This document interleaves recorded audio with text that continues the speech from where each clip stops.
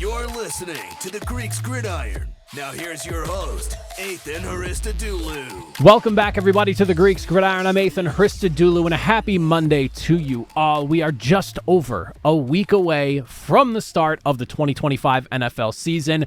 We'll have power rankings. We'll have predictions each and every single week, as we do every single season. You'll have the opportunity, of course, to pick your games alongside me. We can flex our records at each other as we go through the whole year. But before then, between now and the start of the season, I wanted to take some time to highlight some of the teams that struggled to the finish line last season. Think teams that were picking somewhere in like the top 10 of the NFL draft this past offseason. I want to give some love to those bottom feeder teams because it's very easy to sit there and get all excited and hyped about the playoff teams, the Super Bowl contenders, those teams at the top of the league that everyone's excited to watch.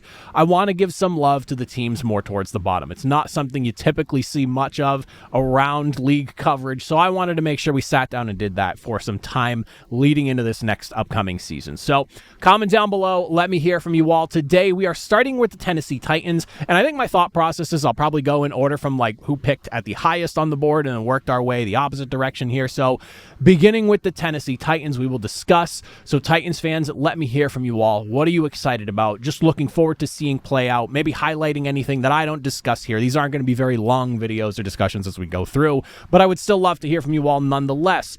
The first thing, though, that I'm going to dive into and highlight for the Tennessee Titans, and I think you cannot have the discussion without highlighting him, first overall selection, Cam Ward. I think a lot of the success that we see from Tennessee this season will simply boil down to what Cam Ward's rookie season looks like. I do think that this is one of the most interesting number one overall selections I myself have personally ever seen because it feels like it's one of the most least discussed and talked about number one overall selections I have, again, ever personally witnessed here. And despite all of that, he was able to start in all three preseason games, got a good opportunity to really get himself comfortable operating Brian Callahan's offense. And maybe the numbers aren't anything super crazy. 10 of 19, 145 yards, completion percentage hovering around like 53%. The numbers weren't crazy, but he did put together some really good scoring drives over the duration of the preseason. He had a 13-play, 90-yard touchdown drive against Minnesota, another 11-play, 65-yard touchdown drive against Tampa Bay. There were some good signs to take away from this preseason here, and how much you can really take away from, you'll never really know because the preseason is one of those things where how much of it does it actually matter. I will say, though, that I do think we are going to actually see the true form of what Brian Callahan wants this offense of his to look like here in Tennessee because he finally has the quarterback that he would like to have. Tennessee was in the driver's seat. They had their pickings of quarterbacks, and they opted to go with Cam Ward. And I think this is going to benefit not only Cam Ward, but also Callahan and what he wants this offense to be. The reason I highlight that is because Tennessee's offense last year was marred by offensive turnovers. 34, tied for the most in the NFL with the Cleveland Browns. And whenever you're in the company of the Cleveland Browns, sorry, Browns fans, if you're watching this, but this is not good company to be in. And 25 of those total turnovers came from Will Levis and Mason Rudolph, the two quarterbacks that saw the bulk majority of all the snaps from the Tennessee Titans last year. I think Cam Ward, who's coming in with an impressive 39 touchdown to 7 interception season in the books this past year before declaring for the draft, is primed and in a good position to have immediate success. It's just a matter of how much success we see. You look at the wide receivers that are surrounding him. You have yourself a pretty talented group of guys to work with. I think Calvin Ridley and Tyler Lockett, yes, along the older side, but two guys that are still showing that they can get it done in this league. I think having two strong veteran wide receivers like him, like those two to throw to, coupled with some very intriguing rookie wide receivers. You, of course, have Alec Aomanor of Stanford, and then you, of course, have yourself Chimere Dike, who, when you look at what these two guys bring to the table and how much they could actually improve this offense off of what we saw from Tennessee last year in the passing game, Alec Aomanor, I mean, coming out of Stanford, you obviously know high football IQ guy. You don't just go to Stanford for your football talent. There's a lot of academic prestige that goes into that as well. But of course, just the high praise that he gets as a just overall playmaker. Of course, on top of that, the athleticism that he brings to the table, the size, the speed, that football IQ combo, not really something you can teach. And then, of course, when you look at Chimere Dike and what he brings, a lot of people comparing him to like a Tyler Boyd during his younger years with the ability to find open spaces within zone coverage.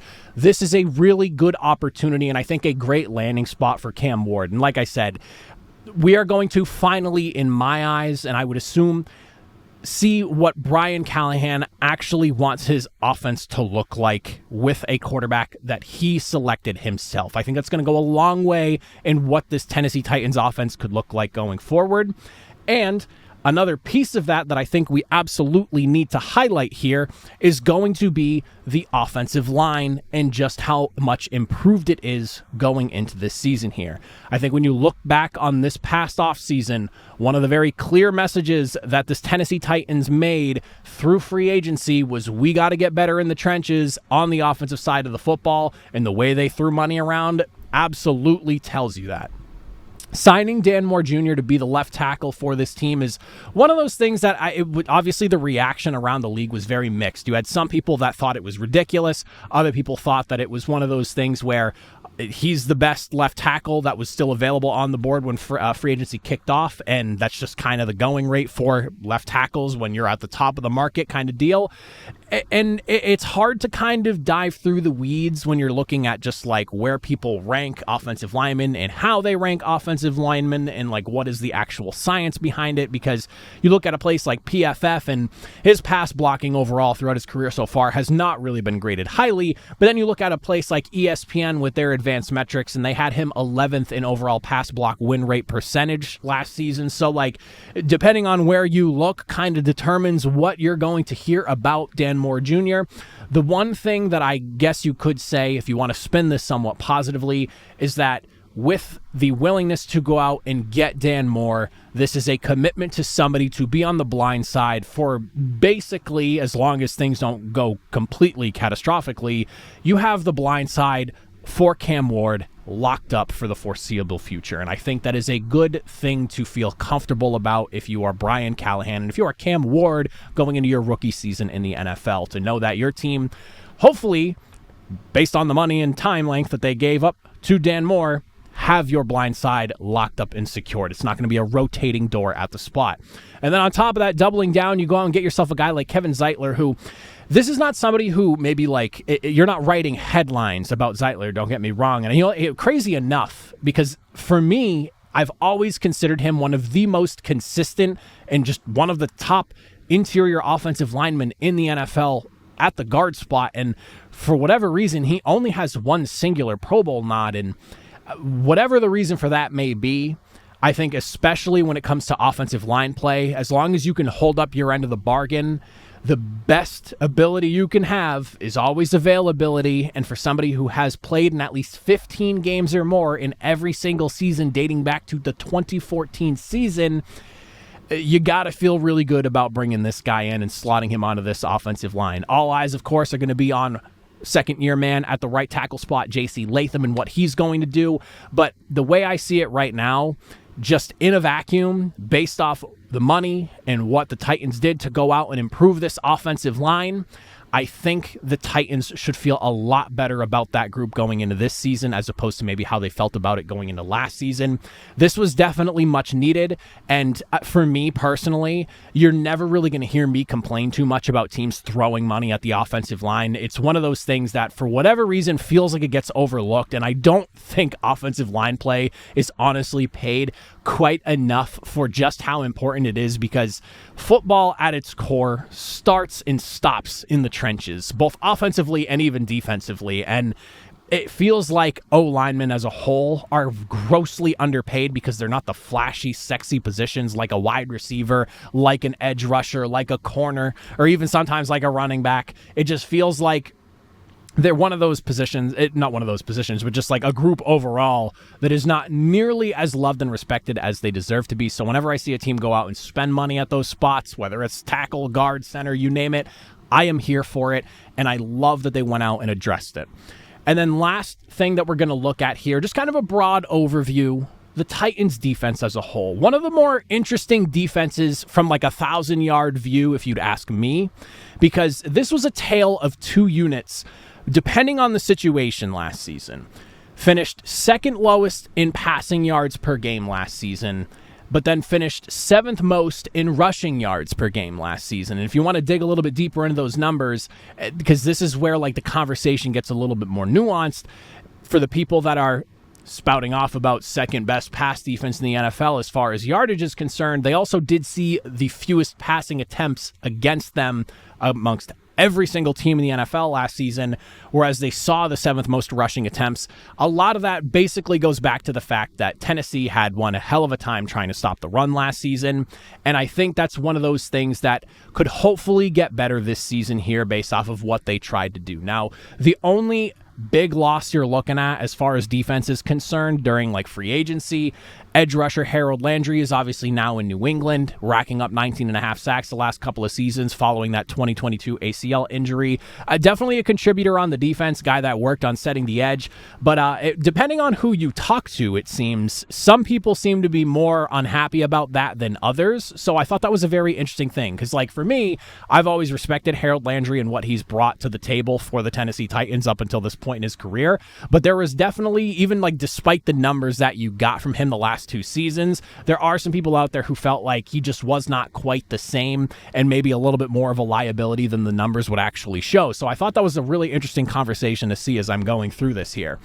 But when you look at the additions that they made to this defense here in free agency, you're looking at adding guys like Dramont Jones, Cody Barton, Xavier Woods, and then through the draft, you're getting UCLA edge Oluwafemi Oladejo, and then, of course, Penn State safety Kevin Winston. Some nice additions to look at for that defense as far as things are concerned. But I think the big thing that's really going to help this team as a whole improve, especially against the pass, because, again, a unit that was really good. Yes, the attempts they saw was the lowest in the NFL, but they were very good at stopping teams through the air last season whenever the ball was getting thrown. This is a defense that went after L'Jarius Sneed last offseason and only got to see him for 5 games. He missed basically the entirety of last season overall. Once he went out for those 5 games, you didn't see him the rest of the year, and he just got activated off the physically unable to perform list last week, I believe, if the dates on that are correct. Maybe it was the week before, but I think it was like 5 days ago, something along those lines. But Sneed was a huge part in what that secondary in Kansas City was able to do his last couple of seasons there, and ultimately the first 2 Super Bowl wins of what was an attempted three-peat that they were on. This is going to be one of those, it's like almost like a signing after a signing kind of thing, because you had him for a very short portion of last season, but you never really got to realize the fruits of that trade acquisition and ultimate long-term extension that you gave him. So you're hoping that he can come back and be that elite cornerback that he was supposed to be for your defense here. And I also am very interested in seeing how UCLA edge rusher Oluwafemi Oladejo does for this team. He's one of those guys that maybe the production doesn't necessarily jump off to you when you read the stat sheet, but he's one of those players that I think you give him a couple of years with the right tutelage, he could end up being a really good edge defender for this defense. So I'm really excited to see what they did here, because I don't think that the Titans needed a ton on defense. I want to go back to one of the initial things we talked about and just kind of circle back on this as well, is the turnovers that this team faced last year were back-breaking at certain points throughout the season. And I think even just that coming down on its own is going to be a huge thing. Like, if you can take the 34 turnovers that this offense had last season, cut that number just down to 20. Think of how many fewer short fields, how the amount of times that maybe this defense had to go back on the football field gassed because the offense was just continually putting them in bad positions, or just giving the ball right back after the defense got off the field. Like, there is a lot of nuance that goes into a defense that maybe performs well in some aspects and struggles in others. I will be very curious to see what this team looks like, and a lot of it ultimately goes back to that initial conversation that we had of Cam Ward and how he manages this offense in year number one. If he can protect the football and not turn the ball over the way we saw the two quarterbacks, again, 25 total turnovers that we saw last season, I think we should see a marked improvement for the Tennessee Titans this year.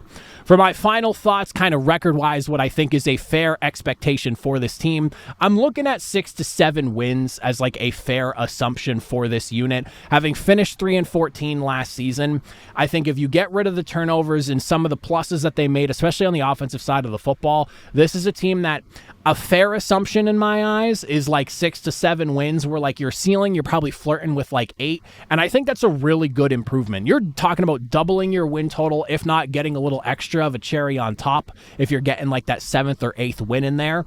I really think that that's a very much like this makes sense for this team in year number one of your new rookie quarterback. There's obviously always the potential that Cam Ward comes in and just completely lights it up, but I'm trying to go into this season with like a realistic expectation for improvement from this team. 6 to 7 wins, I think if you're a Titans fan, you should feel good about. Anything on top of that is gravy on the potatoes. So the way I see it, you're going to see some improvement for this Titans team. It's just a matter of how much, and a lot of it hinges on the success of Cam Ward and just how well he manages the football team. I don't think you want to throw too much on him in year number one. Your goal for this season, good season, minimal mistakes, double up on the win total. I think that is a fair, solid mark to work with. And then again, anything on top of that is just bonus points. But Titans fans, let me hear from you all. Your thoughts, your opinions. What are you looking forward to seeing? What do you want to highlight? Fire away in the comment section down below. I know there's a ton of other things I could get into here, but these are meant to be short, quick 1,000-yard previews for the season. Let me hear from you. But as always, if you made it to the end, I greatly appreciate it. I'll see you all next time. Have a good one.